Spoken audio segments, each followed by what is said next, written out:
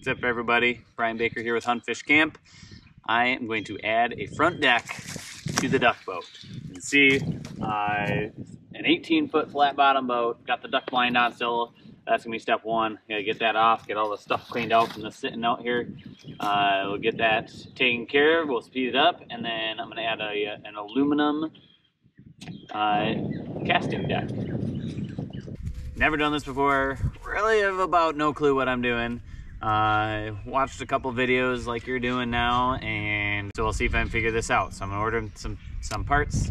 I want to add some hatches to this so that I have compartments in this boat that stay dry, even though the boat's being left out all the time. We'll do some sort of foam decking. We'll see. Come along, check it out. Either maybe we'll have some success, maybe you'll get to watch a great failure. Who knows? Let's make it happen.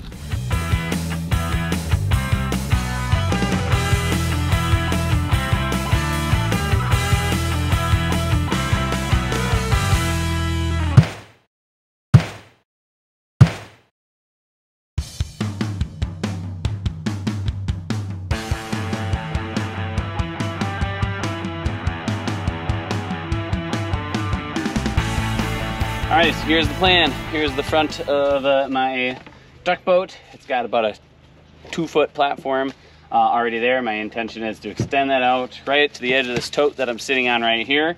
So there is a cross beam there. I'll use that for attaching the furthest back supports.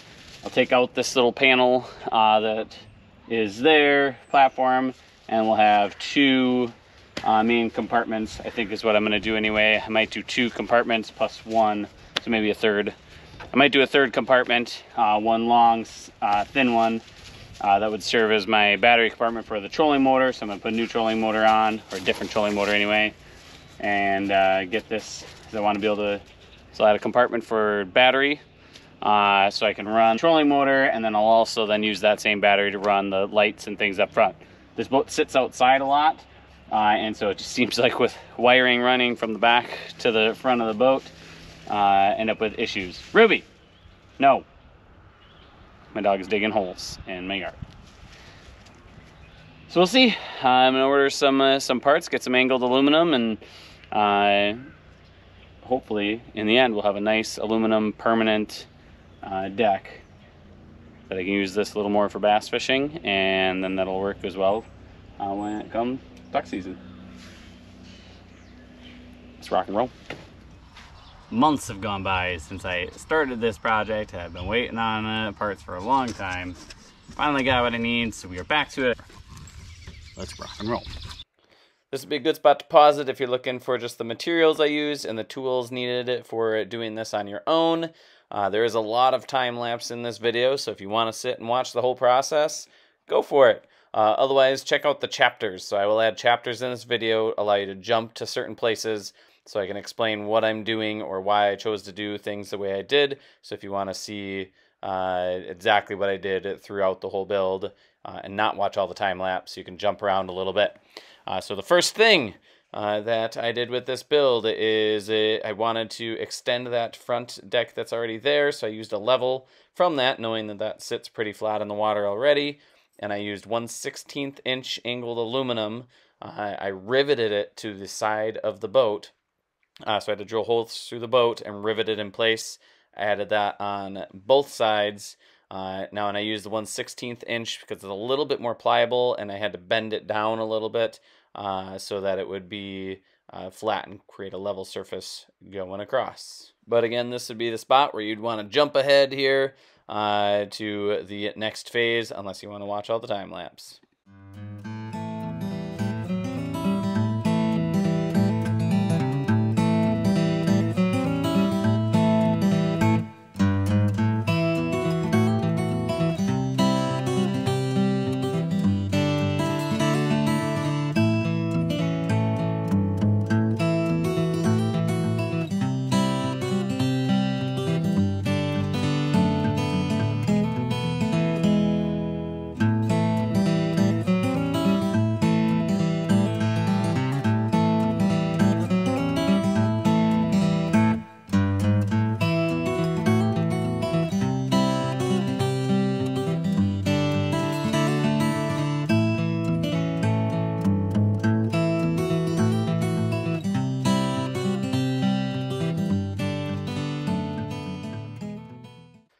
Okay, if you've watched everything up to this point, you know there has been a lot of troubleshooting that I've been doing, things I've been trying, using a 2x4 across to get my the exact height I would want all of these, planning out where the compartment lids are going to go. But essentially, I'm using the cross brace that's in the bottom of the boat there, screwing L brackets down. I actually used screws because I was worried I'd have to fix something. And I replaced those with rivets later and put 4 braces, 4 vertical braces going across using 1-inch square tubing, and then used a piece of that angled aluminum going across then as my front support. And then now I'm again figuring out the layout I want for my compartment lids, because I want to make sure there are those vertical supports supporting around each side of those. Well, we're making progress. Slow as usual, since this is not something I normally do. Always poking around, trying to find different tools and make things work that maybe aren't meant for what they're supposed to be. But made a quick trip to Menards, needed more of the square tubing for supports. Now we're back at it.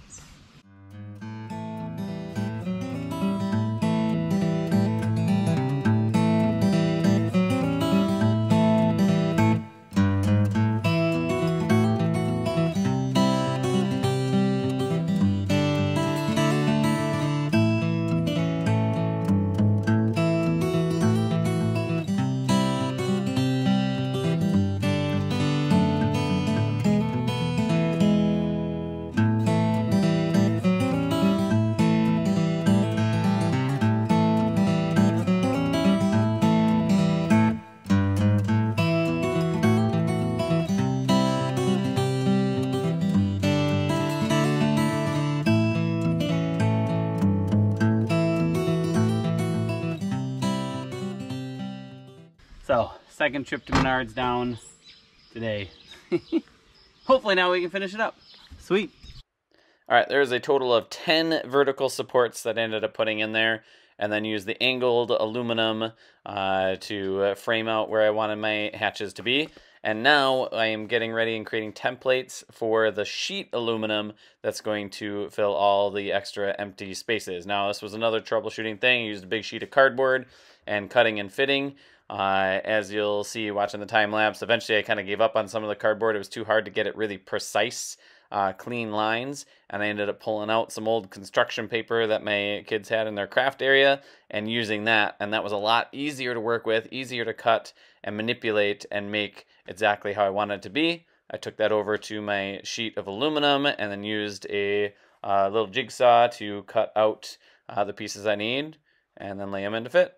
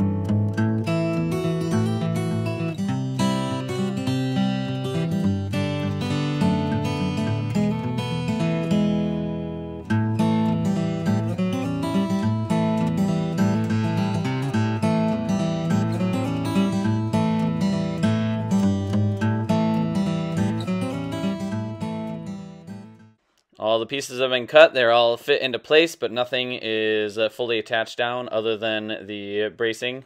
And so now I'm going around drilling holes and riveting everything into place. So this was a long process, good forearm workout. I went through a lot of rivets and getting the decking riveted down. I also used rivets for the hatch lids, so I riveted those down as well.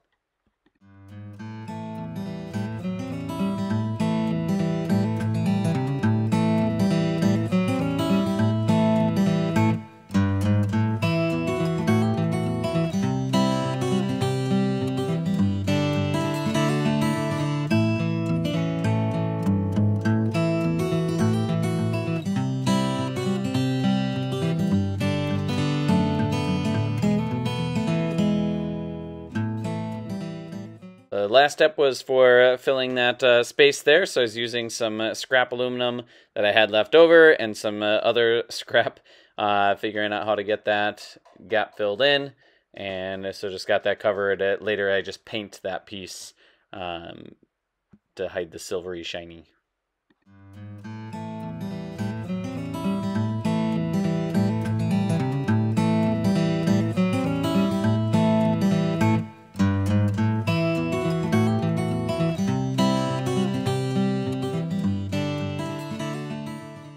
The deck is essentially complete, but now I'm adding the EVA foam. This is something I just bought on Amazon. It has a sticky back to it, so I'd peel off a section, lay parts down, cut it with a utility knife, and this worked amazingly well, actually. I did not expect it to stick so well, and so as I was going, I even ended up covering the entirety of the lids. Some of the pieces I ended up putting on are narrow little strips that I thought for sure would end up peeling up on me and not sticking permanently, but it's a year later when I'm talking to you right now, and they have stuck very, very well. So this took just a little bit of time and effort to cut and fit, but really not too bad. I'd recommend it.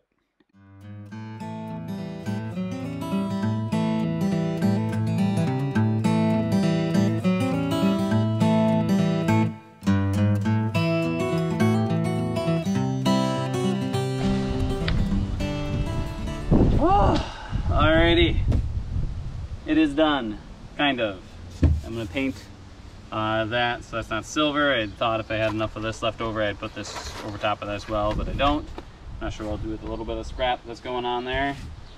Overall, turned out pretty good. I got to wire in the trolling motor again still, so I actually have a little hole to drill and some other work to be done, but not too bad. So I ended up ordering these plastic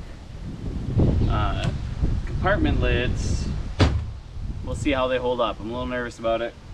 I'm feeling like I should have gotten from Tiny Boat Nation or something, a place like that, gotten aluminum lids. Might have been a little bit better. I was trying to be cheaper.